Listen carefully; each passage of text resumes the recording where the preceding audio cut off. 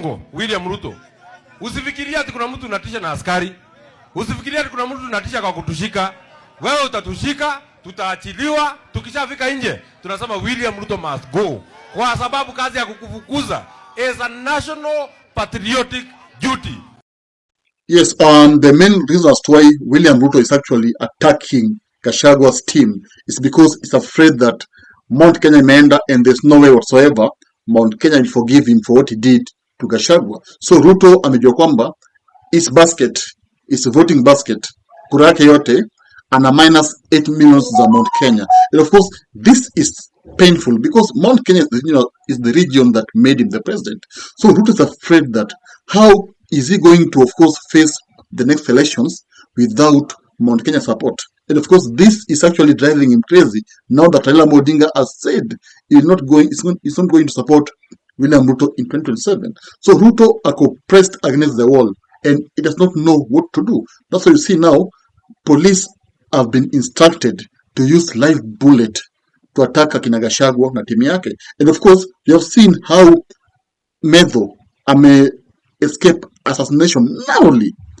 Hiyo bullet ilikuwa aimed kummaliza. And you have seen how other members of DCP wamepigwa mpaka damu inatoka. And of course, this is not the first time it's happening. It happened in Nakuru and Gachagua blamed, Nakuru governor Kiika's husband. And right now, it has happened in Murang'a. So it shows that it's a trend and this is happening in absence of Gachagua.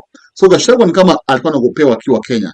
But now that Gachagua is in America, Ruto is now trying to finish his allies because so that he knows that if Gachagua akirudi Kenya apate kama watu wake wamepigwa wamemalizwa. No? And that's a rogue way of handling politics. I mean, as a president, I think he needs to, of course, convince the people.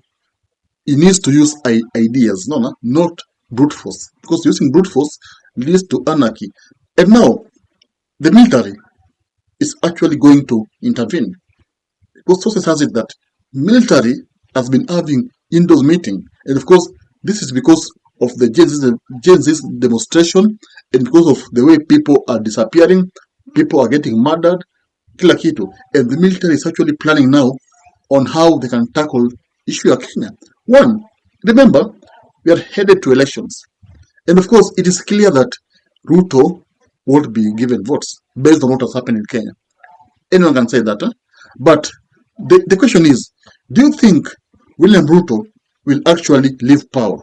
Because kuvotiwa out, that's not a problem. Remember, historically, presidents wakiserve wanga second term wanaiba. Hii ni ukweli. In 2007 Kibaki alirig elections. That's why kulikuwa na vita. In 2017 Uhuru Kenyatta rigged elections. Hii ni ukweli ya mambo. That's why we have the story of Msandu na kila kitu. Right now William Ruto has been governing all along. Right now is the president. Do you think that Ruto will accept to serve one term? Because he himself has been saying that he will rig elections through his people. Remember, Oscar Sudi said that watamwibia Ruto kura. Even the Wajir man rep said that they will still vote for Ruto. And these people are being sent by the government. So they are sent to tell people that nipigeni mdomo lakini I will steal the elections. It's a way of trying to destroy people's mentality. Whereby kitia next elections, what was na expectations wajue tu kwamba kura taibiwa na Ruto, so that hata kiiba no one should fight, because already you have been prepared kwamba the votes will be stolen. And that's the game plan the president is playing. Ukisikia kisema kwamba amejipanga, amejipanga, ni ukweli, amejipanga, because right now we are even seeing, we even heard from Kalonzo and Muturi that the Venezuelans, the people who are accused of, accessing IBC server na kuibia Ruto elections, they are in Kenya and they are having closed door meetings.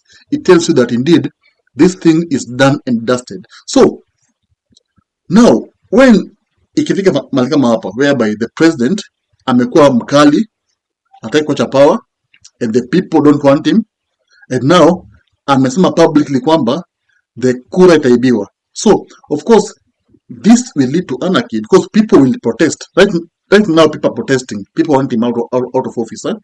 But now I cannot naibe kura. Of course people will protest and people will go mad. And this will lead to anarchy. In fact, if Kenya is not careful, we will go the Rwanda way, whereby people fought because of elections. No. And it's not supposed to be that way. But the president is the one causing all this, because when you attack your leaders, when you attack leaders from the opposition using live bullets, then you kill one of them. Of course, that will lead to anarchy. And it's very unfortunate that this is happening in Kenya. And actually, Uhuru Kenyatta once warned Mount Kenya kwamba mkipea mtu kura mtajionea. Na kweli wanajionea saizi. They are seeing it from themselves.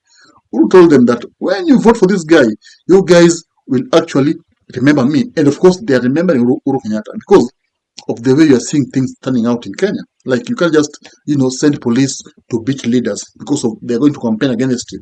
You need to be having a tough skin yenye you can vumilia criticism. No. So, that's what's happening now. So tell me, do you believe that all this will make the military intervene? Because whenever a country is unstable, the army wanaingilia kati. Right now, what you're seeing, the country is not stable. Because when you see policemen being used to, of course, settle political scores, usually the army wanaingilia. No. Jeshi huingilia katikati. I don't think that the army will intervene this matter after this attack to Mwana kwa akina Medho in Murang'a. And remember, it even happened in Kakamega. It even happened in Nakuru. So it's a trend, and you don't know what will happen eventually.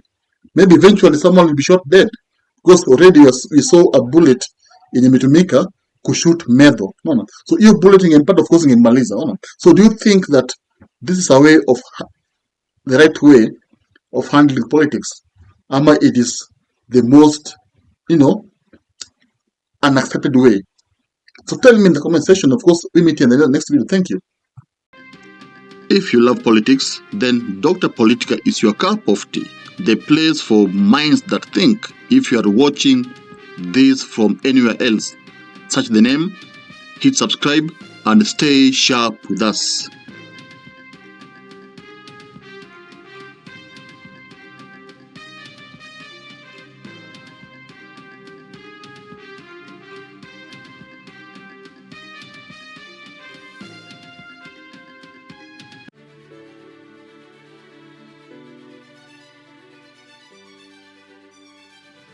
Thank you for making Dr. Politica your home for fearless political truth. Every view, every like, every share fuels the fire behind the hours of research, filming, and editing we pour into each episode. By showing up consistently, you don't just support a channel, you empower a voice. In a world ruled by headlines, spin, and power games, you remind us that real people still care about real facts. We are here to inform, inspire, and ignite critical thinking, not just for today, but for generations to come. You are not just a viewer, you are the reason this platform exists.